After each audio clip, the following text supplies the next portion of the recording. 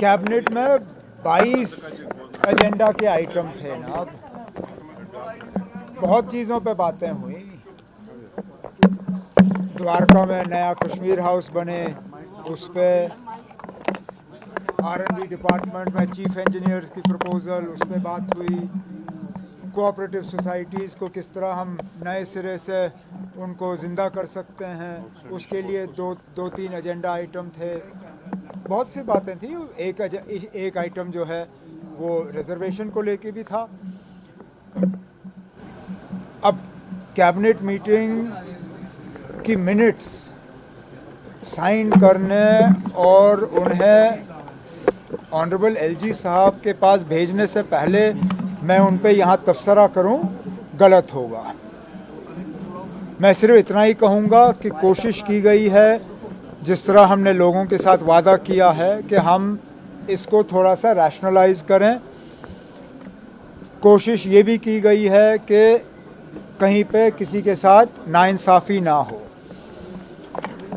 हमने वक्त इतना लगाया क्योंकि ये मुद्दा ऐसा है कि इसके साथ सियासत करना बहुत आसान है, और आपने देखा भी है।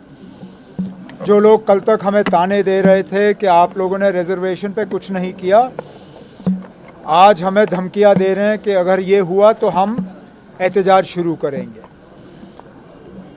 कैबिनेट ने अपने तरफ से कोशिश की है कि एक ट्रांसपेरेंट और एक फेयर प्रोसेस जो है हम अडॉप्ट करें। अब मामला ऑनरेबल एलजी साहब के पास जाएगा। जब तक फाइल उनके पास नहीं पहुंचती तब तक इससे ज़्यादा मैं इस पे कहूँगा नहीं। तो ऐसा क्या आप माने हम माने कि आप जो मानना चाहें आप मानिए ना। हमने इसमें इससे ज़्यादा डिटेल्ड एक्सरसाइज हम नहीं कर सकते थे। हर इशू को देखा गया, एक बार से ज़्यादा इस पे बहस हुई। ये शायद तीसरी या चौथी मर्तबा है कि मामला कैबिनेट के सामने आया। 6 महीने कैबिनेट की सब कमेटी, हमारे सीनियर कुलीग सकीना यत्तू साहिबा ने उसकी अध्यक्षता की। हमने अपने तरफ से जितना हम कर सकते थे इस मामले को सुलझाने के लिए हमने किया।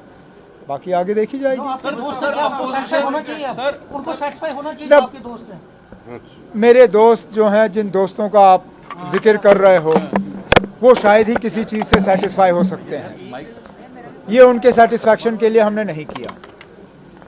किसी एक आदमी को लगे कि ये उसके लिए है या उसको खुश करने के लिए है, ये उसकी गलतफहमी है।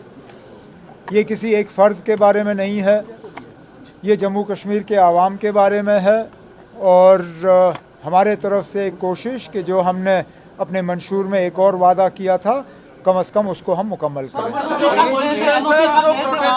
एसआईआर को लेके अपोजिशन का प्रोटेस्ट चल रहा है, क्या कहेंगे? एसआईआर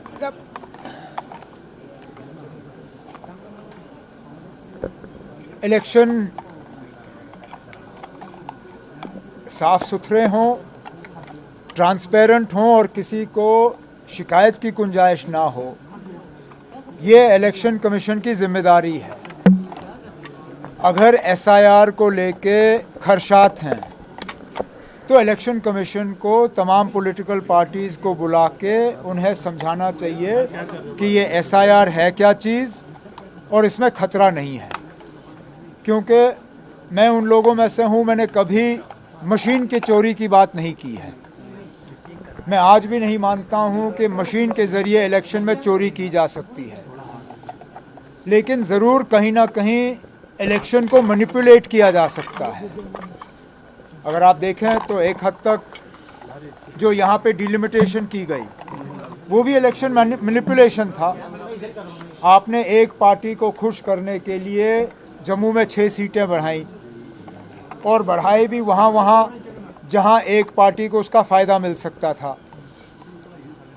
शायद इसलिए एसआईआर को लेके भी हमारे कुछ खदशात हैं। बेहतर यही होगा कि इलेक्शन कमीशन वाले जो हैं हम सबको बुलाएं और हमें समझाएं कि ये एसआईआर है क्या चीज़ और इससे घबराने की जरूरत नहीं है। माता वैष्णो देवी पर LLP दिल्ली गए थे और उन्होंने जेपी नड्डा से बात की है, वो आप कह रहे हैं कि वहाँ गुरुकुल बनना चाहिए। तो बने। मैं फिर अब आप कितनी बार यही सवाल मुझसे करोगे? किसने रोका ना? आप बनाइए गुरुकुल। आपने अगर मजहब के बुनियाद पे सीटों का बंटवारा करना है तो उस जगह को रखिए माइनॉरिटीज़ के लिए। जो ग्रांट इन एड गवर्नमेंट की तरफ से मिलता है वो पैसा हम कहीं और लगा देंगे, हमें कोई एतराज़ नहीं है। जो ज़मीन वहाँ अलॉट की गई उस ज़मीन की कीमत आप अदा करिए। जो ग्रांट इन एड आपको मिलता है वो लेना बंद करिए। आप अपनी स्टेटस जो है वो चेंज करिए, एक माइनॉरिटी इंस्टीट्यूशन के तौर पे आप आ जाइए। उसके बाद अगर आप मज़हब के बुनियाद पे सीटें बांटना चाहते हैं आप बांटिए, कौन रोक सकता है। लेकिन अभी तक आपने नीट का इम्तिहान कबूल किया है। नीट के इम्तिहान में सिर्फ़ और सिर्फ जो है काबिलियत देखी जाती है, मेरिट देखा जाता है। अब अगर आपके बच्चों का मेरिट नहीं आता है उसके लिए आप किसी और को कसूरवार कैसे ठहरा सकते हो? ठीक, चलो।